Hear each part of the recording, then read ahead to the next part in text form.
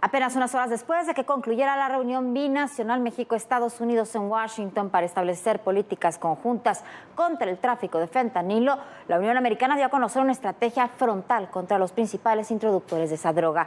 El cártel de los Chapitos, los hijos de Joaquín El Chapo Guzmán y otros 26 líderes de esa organización criminal son acusados por la DEA. Desde hace años, los Chapitos se han convertido en los principales productores y traficantes de fentanilo ilegal. Ellos tienen los contactos heredados de su padre con Asia, con China en particular. Ellos montaron los primeros grandes laboratorios para procesar las pastillas de fentanilo ilegal y son los que operan las grandes redes o buena parte de las grandes redes de distribución en la Unión Americana. Son también, y eso no hay que olvidarlo, de los principales generadores de violencia en nuestro país.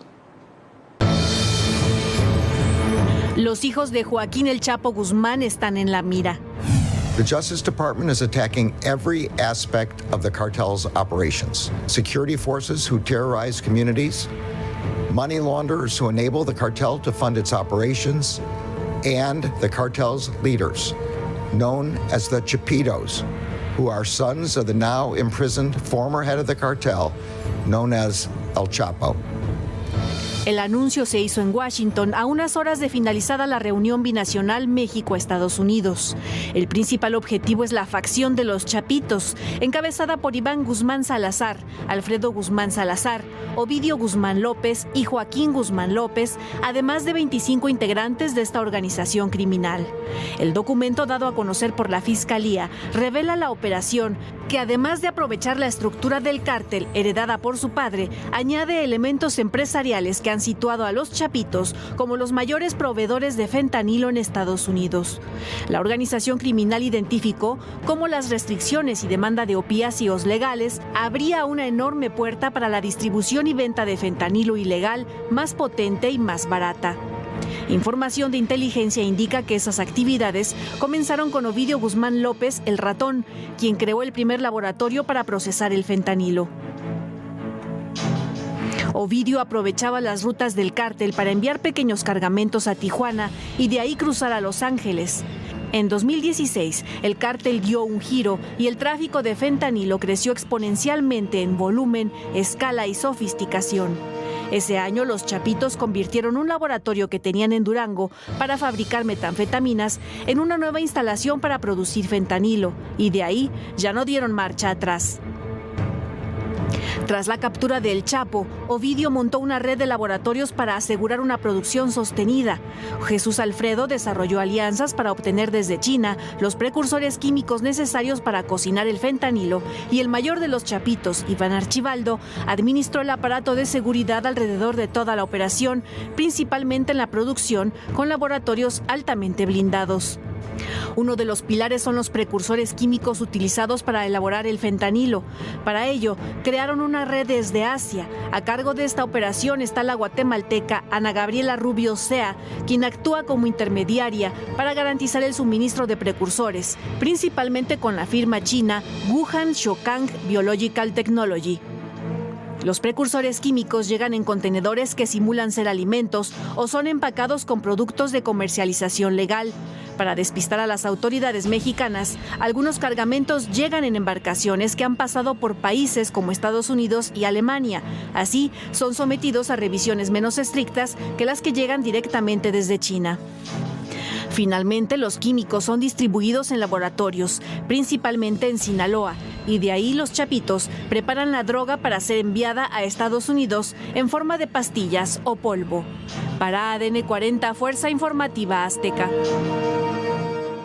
Y los Chapitos están en la mira de las autoridades estadounidenses, pero tienen en las autoridades estadounidenses muchísima información sobre ella porque 3 agentes de la DEA se infiltraron en esa organización criminal, en el cártel de Sinaloa, durante años. Para el gobierno federal aquí en México, que la DEA haya infiltrado a los Chapitos es una intromisión abusiva.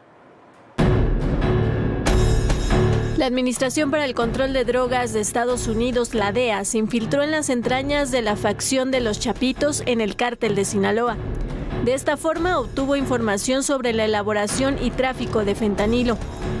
Durante el último año y medio, la DEA obtuvo un acceso sin precedentes a los niveles más altos dentro de la organización y lo siguió por todo el mundo. And so the DEA proactively targeted the Chapitos network, and we followed it across the globe. To China, where the Chapitos partner with Chinese chemical companies and brokers to acquire fentanyl precursors, the ingredients necessary to make fentanyl. La investigación señala que los Chapitos heredaron un imperio de narcotráfico y lo hicieron más despiadado, violento y mortífero. Para asegurar el control de las plazas en Coahuila, Michoacán, Sonora, Tamaulipas y Chihuahua, consideradas posiciones estratégicas, hicieron alianzas y sembraron el terror entre sus enemigos. Según el Departamento de Justicia, la crueldad fue el sello de la casa y la tortura se convirtió en una constante. Utilizaban el ahogamiento, la electrocución y los golpes. Los reportes indican que en el rancho de Iván Archibaldo en Sinaloa se encuentra un grupo de tigres que los narcotraficantes conservan como mascotas y que ocasionalmente eran alimentados con los cuerpos de sus enemigos, vivos o muertos. Sobre la infiltración de la agencia estadounidense al cártel de Sinaloa reaccionó el presidente López Obrador. Una intromisión abusiva, prepotente, que no debe de aceptarse bajo ningún motivo. ¿Cómo van a estar espiando? Reiteró que en México no se fabrica fentanilo y dijo que no se puede tener confianza en los dichos de los agentes. ¿Cómo confiar ciegamente en elementos de la DEA cuando está demostrado de que muchos de ellos, o algunos, para no exagerar, mantienen o mantuvieron vínculos con la delincuencia organizada? El presidente López Obrador reiteró que su gobierno mantiene la cooperación con Estados Unidos en el combate al fentanilo. El 7 de marzo, en la audiencia en Almoloya de Juárez, en la que Ovidio Guzmán fue notificado de nuevos cargos en su contra, se conoció el testimonio de 3 personas. Uno era Miguel Alonso Payán, miembro del grupo de seguridad de Ovidio Guzmán. El otro era Juan Carlos Arce Cabrera, distribuidor de narcóticos, y una tercera persona que es identificada con la clave NN, quien fungía como administrador de las bodegas de droga del cártel en California. Con las declaraciones de estas personas, el 25 de enero, el fiscal del Distrito Sur de Nueva York, con el apoyo técnico de la DEA, presentó las acusaciones contra los Chapitos. Mire usted, todo esto es muy importante y me parece que no se puede subestimar. Es importante la declaración que hace Carran Merlich, el fiscal de los Estados Unidos, acompañado con todo el staff de seguridad de ese país en temas antidrogas, sobre una virtual declaración de guerra contra los Chapitos que involucra no solamente acciones directamente de seguridad, policiales o como se las querramos llamar, sino también acciones de otro tipo contra lavadores de dinero, contra empresarios, contra todo aquel que apoye o dé respaldo al cártel de los Chapitos. No es un tema menor. No es un tema menor la infiltración de los agentes de la DEA en el cártel de los Chapitos. Me parece desafortunada, lo decíamos hace unos minutos, la intervención presidencial, porque quizás en términos estrictamente legales se puede decir no pueden operar agencias de otros países en México, pero aquí lo que tenemos es una infiltración, no solamente en México, sino también en California, en Estados Unidos, de agentes de la DEA dentro del cártel durante un periodo prolongado de tiempo que desnuda prácticamente las actividades de ese cártel. Eso es lo principal y me parece que la reacción diciendo no se puede confiar en la DEA porque han tenido contacto con narcotraficantes es lo mismo que puede decir la DEA o pueden decir en Estados Unidos contra cualquier agencia de seguridad mexicana o de cualquier otro país, porque desgraciadamente cuando se combate este tipo de organizaciones hay contactos y a veces hay, de la misma forma que hay infiltración de agencias en cárteles, los cárteles se infiltran en las instituciones de gobierno. Eso es una realidad. Todo esto se logra saber a partir de la infiltración en ese en ese grupo. Es una intromisión abusiva, es prepotencia. Insisto, me parece que políticamente y comunicacionalmente es muy desafortunado. Estamos hablando de la penetración en una organización criminal transnacional que es uno de los principales generadores de violencia en México, pero que operan en México, por supuesto, nacieron en México, pero operan desde México en Estados Unidos, en Canadá, en toda Centroamérica, en Colombia, en Perú, en Ecuador, en Asia, tienen fuertes contactos en China. Y eso me parece que políticamente no puede ser subestimado. ¿Qué demandan las autoridades de Estados Unidos? Me parece algo que tampoco deberíamos subestimar. Piden detenciones de los capos de los cárteles que por alguna razón no se han dado, a pesar de que ha habido decomisos importantes y detenciones importantes y extradiciones.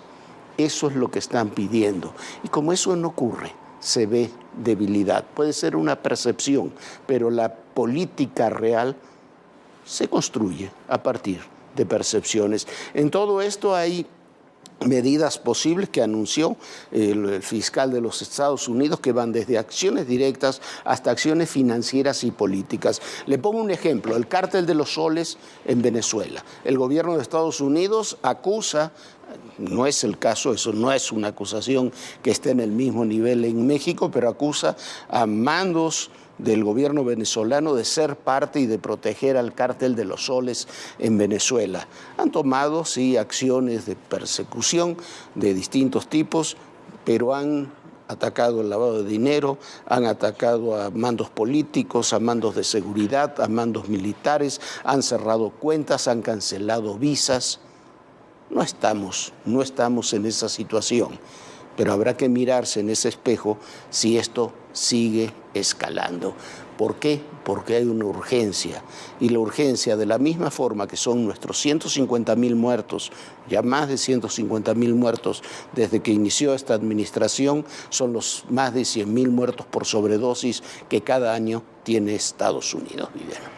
Sin duda, pero todo esto además tiene una larga historia detrás. La historia de los Chapitos no se puede desligar de la historia de su padre, de Joaquín El Chapo Guzmán, ni tampoco de la historia del inicio del cártel de Sinaloa, incluyendo a uno de sus mayores líderes y más antiguos, Ismael El Mayo Zambada.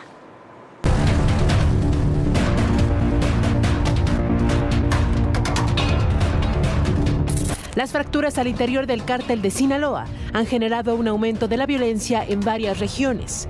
El cambio generacional no solo ha modificado la manera de operar de los capos de la vieja escuela, la agresividad de los nuevos líderes ha sido un factor fundamental para desencadenar la disputa interna. A diferencia de Juan José Esparragosa El Azul, de Ismael Zambada García El Mayo o del mismo Chapo Guzmán, sus hijos han optado por el terror para imponerse. Las divisiones se acrecentaron desde el llamado juicio del siglo, cuando el Chapo Guzmán fue condenado a cadena perpetua. El proceso en Nueva York tuvo una pieza clave: los testimonios de Jesús el Rey Zambada, hermano del Mayo, y su hijo, Jesús Vicente Zambada Niebla, el Vicentillo. Ambos indicaron que el Chapo era el verdadero líder de la organización criminal y dieron detalles de las operaciones del cártel. Desde ese momento, los hijos del Chapo buscaron liderar el cártel de Sinaloa y comenzaron a enfrentarse con otras dos facciones, la de los Mayos y la de los Guanos, liderada por su tío Aureliano Guzmán Loera. La disputa de los Chapitos también es contra células de Rafael Caro Quintero. La estrategia de Ismael El Mayo Zambada es la de mediar para evitar errores tácticos. El Mayo nunca ha pisado la cárcel. Es el narcotraficante con mayor experiencia. Opera oculto en el Triángulo Dorado, que comprende Sinaloa, Durango y Chihuahua. La DEA ofrece una recompensa de $15 millones y es uno de los 10 criminales más buscados por esta agencia. A pesar de la violencia y conflictos internos, los liderazgos de los Chapitos, los Mayos y los Guanos han tenido que sentarse a negociar rutas de trasiego de drogas y tráfico de migrantes para evitar choques. De acuerdo con información de inteligencia, el cártel de Sinaloa tiene presencia en 20 estados y mantiene enfrentamientos con al menos 8 grupos antagónicos. Bueno, en todo esto, da para muchísimo más este tema, pero hay que poner toda la atención en un capítulo: lo que está sucediendo en Estados Unidos, lo que conocen las autoridades de Estados Unidos, lo que conocen las autoridades mexicanas, la cooperación de México con Estados Unidos, que parece estar por lo menos lastimada en estos temas, y la sucesión del cártel de Sinaloa, porque mucho de todo esto que estamos viendo se juega a partir de esos factores. Hay que ponerle un nombre, un rostro. Y que vienen todas las demandas internacionales.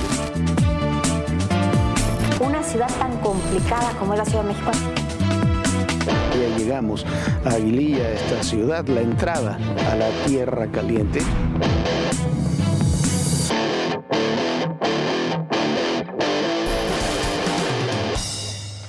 Y mientras tanto siguen las masacres en México. Ahora fue en un balneario en Cortázar, Guanajuato, donde murieron 7 personas, incluyendo un niño chiquito, en medio de distintos actos de violencia que llegaron incluso hasta la Feria de San Marcos en Aguascalientes. La violencia no para en México. Tan solo este fin de semana, 233 personas fueron asesinadas en el país. El estado de Guanajuato sigue siendo uno de los protagonistas de esta escalada de agresiones. Hubo disparos, muertes en el balneario.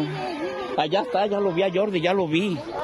Ya lo vi a Jordi, ya lo vi, está bien, ya, Carito. En Cortázar, Guanajuato, el balneario La Palma fue el escenario de un ataque múltiple que se realizó a plena luz del día y en un ambiente en donde convivían decenas de familias. Sujetos armados dispararon contra una familia dejando un saldo de 7 personas sin vida, 3 hombres, 3 mujeres y un menor de apenas 7 años, además de una persona más lesionada. Estuvo de la ch***ada, llegaron sicarios como 20 cabrones. Está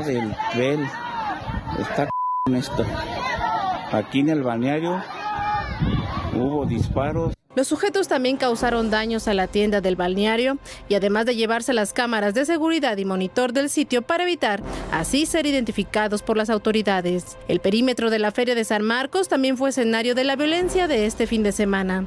Una persona murió y una más resultó herida durante una riña en donde participaron al menos 40 personas. La agresión ocurrió en la calle Rayón, casi esquina con la calle J. Pani, a unos escasos metros de un punto de seguridad de las llamadas zonas de seguridad que instaló la Secretaría de Seguridad Pública Estatal con motivo de esta feria. La víctima fue identificada como Fabián Macías, de 19 años, y falleció a causa de una hemorragia por herida punzocortante en el abdomen. Uno de los testigos grabó parte de la agresión y en el video se puede ver al menos a un par de personas portando armas de la misma calidad.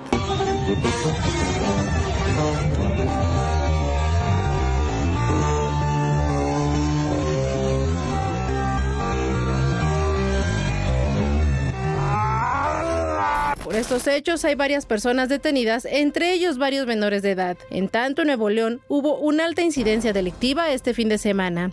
Un grupo de hombres armados atacó a varias personas en el municipio de General Suazua. 3 personas murieron y uno más resultó lesionado. Mientras que en el municipio de Guadalupe ocurrió un ataque al interior de un domicilio de la colonia Lomas de San Miguel, donde 2 personas murieron y una más quedó gravemente herida. De acuerdo con el informe del Secretariado Ejecutivo del Sistema Nacional de Seguridad Pública, hasta el 16 de abril se han cometido 1,151 homicidios dolosos en lo que va de este año. Bueno, lo de Guanajuato es increíble, siguen sucediéndose las masacres, los hechos de violencia. Aquí en este balneario en Cortázar es una zona se supone, de las más controladas del Estado, donde mayor personal de seguridad del Estado y seguridad federal existe, y entran en pleno día a un balneario en los últimos días de la Pascua, repleto de vacacionistas locales. Entran 20 hombres armados con armas largas, asesinan a toda una familia, se llevan las cámaras de seguridad, atacan la tienda, agreden a otras personas y no llega un solo, o no hay un solo elemento de seguridad. Así como llegaron, fueron, acabaron con una familia, con un niño de 7 años y se fueron. Y no pasó absolutamente nada. Hablando de violencia, este lunes asesinaron al líder de los artesanos de San Cristóbal de las Casas en Chiapas. Esto provocó que un grupo de los llamados motonetos realizaran retenes y disparos al aire. Las clases del turno vespertino tuvieron que ser suspendidas y muchos comercios prefirieron bajar cortinas.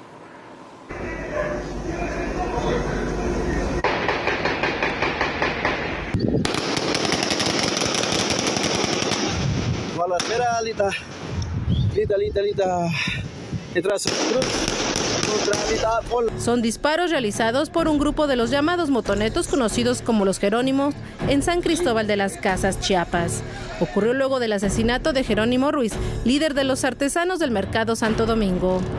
Este hombre fue interceptado la mañana de este lunes cuando iba a abordar su vehículo. Le dispararon en 4 ocasiones, por lo que fue trasladado a un hospital donde perdió la vida. Además de los motonetos, lideraba la organización social Almetrac. Como represalia, su grupo comenzó a realizar bloqueos, retenes e incendio de vehículos en la zona para buscar a los culpables. Esto provocó que decenas de personas corrieran a buscar refugio.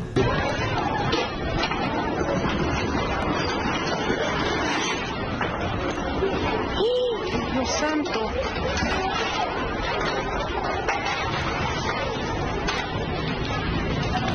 Las clases del turno vespertino fueron suspendidas y se hizo un llamado a los padres de familia a que acudieran a los centros educativos para recoger a sus hijos, mientras que los comerciantes de la zona turística cerraron sus locales. La población ha exigido la presencia del Ejército, la Guardia Nacional, Policía Estatal y Municipal para tomar el control de la zona.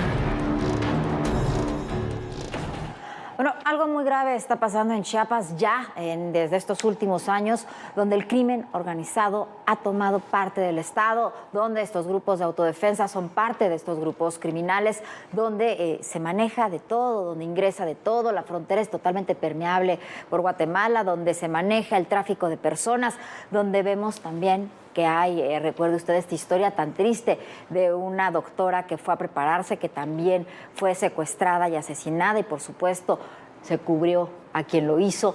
Algo muy complicado está pasando. Vemos también ahí hace poco este tráiler con estos migrantes. Tampoco hubo consecuencias graves hacia los criminales. ¿Qué está pasando en Chiapas? ¿Por qué se está dejando operar de esa manera al crimen organizado? Cuando se dice que las cosas están bajo control y vemos estas imágenes, ¿usted en verdad cree que se tiene control en la seguridad de Chiapas? Y ahí es donde empieza el país, donde empieza México y de donde entra gran parte del crimen organizado, de la droga y de muchísimas otras cosas. Vamos a otro tema. Ceci Flores, una de las más importantes madres buscadoras en Sonora, fue reportada como desaparecida. Horas después fue localizada y trasladada a Los Mochis. Pero otras mujeres no han tenido en estos días la misma suerte. Cecilia Flores permaneció 15 horas en calidad de desaparecida. Es una de las madres buscadoras que integra y lidera uno de los colectivos en Sonora. De acuerdo con personas cercanas a ella, la mañana del 16 de abril fue vista por última vez a bordo de una patrulla de la Policía Estatal de Ahome, Sinaloa. Realizaba una brigada de rastreo, por lo que las autoridades habían asignado a elementos de seguridad local como medida de protección. Tras varias horas, durante la conferencia matutina de este lunes, el presidente López Obrador confirmó que Ceci había sido localizada junto con los oficiales que la acompañaban. Ella se volvió activista entre 2015 y 2019, cuando desaparecieron sus 3 hijos, Alejandro Guadalupe, Marco Antonio y Jesús Adrián. En el país hay más de 100,000 personas desaparecidas y se han descubierto por lo menos 5,545 fosas clandestinas desde el año 2006. Ceci apareció sana y salva. Sin embargo, otras buscadoras no han corrido con la misma suerte. Ana Luisa Garduño fue ultimada en Temixco, Morelos, en enero de 2022. Ella se había sumado al colectivo de familias de búsqueda tras la desaparición de su hija Karen. A Gladys Aranza Ramos la asesinaron en julio de 2022 en Guaymas, Sonora. Buscaba a su esposo Brian Omar, desaparecido en ese mismo año. Rosario Lilian Rodríguez Barraza era madre de Fernando Abisaid Ramírez y fue hallado sin vida en agosto pasado en la Cruz de Elota, Sinaloa. Fue interceptada por hombres armados, quienes se la llevaron a la fuerza después de salir de un evento religioso. Blanca Esmeralda Gallardo fue privada de la vida en la ciudad de Puebla en octubre. Ella denunció la desaparición de su hija Betsabé Alvarado Gallardo, quien sigue sin ser localizada. Y María del Carmen Vázquez pertenecía al colectivo de personas desaparecidas en Pénjamo y fue asesinada en noviembre en Abasolo, Guanajuato, mientras seguía en la lucha para encontrar a su hijo, Osmar Zúñiga Vázquez. Y bueno, y de la misma forma que las desapariciones de los hijos, los esposos, los hermanos de estas mujeres han quedado impunes, sus muertes también. Y como ellas, otros casos, hemos tenido en los últimos días varios casos de feminicidios, de mujeres secuestradas, asesinadas. Una, dos de ellas aparecieron, las otras terminaron sin vida, y seguimos teniendo una y otra vez una norma en todo esto, que es la impunidad. Pero después pensamos, decimos, se argumenta que la estrategia de seguridad funciona y que los feminicidios disminuyen. Sin duda, Jorge, algo está pasando muy mal. La estrategia de seguridad no está funcionando y no es posible que estas madres que estén buscando a sus hijos con tanta intensidad y con tanta tristeza en el corazón, además sufran represiones. Lo decía Saskia Niño de Rivera en su libro, que una de las peores historias que contó fue la de una madre buscadora, que lo que estaba sucediendo es que en el momento en que intentaba buscar a una de sus hijas, le mandaron el cadáver de la otra. Lo invitamos ya, nos vamos, pero bueno, esto está pasando en nuestro país, lo invitamos a que se una a nuestras redes sociales, puede consultar el contenido y todos los contenidos especiales de Todo Personal en nuestro canal de YouTube, aquí de ADN 40, escanea simplemente este símbolo QR y ahí puede revisar todos los reportajes especiales y cualquier cosa que se haya perdido de Todo Personal. Descanse, sueñe bonito. Bonita noche, Jorge. Muy bonita noche y muchísimas gracias a todos ustedes por acompañarnos. Y recuerde, en el poder y en la política todo, pero absolutamente todo, es personal. Gracias.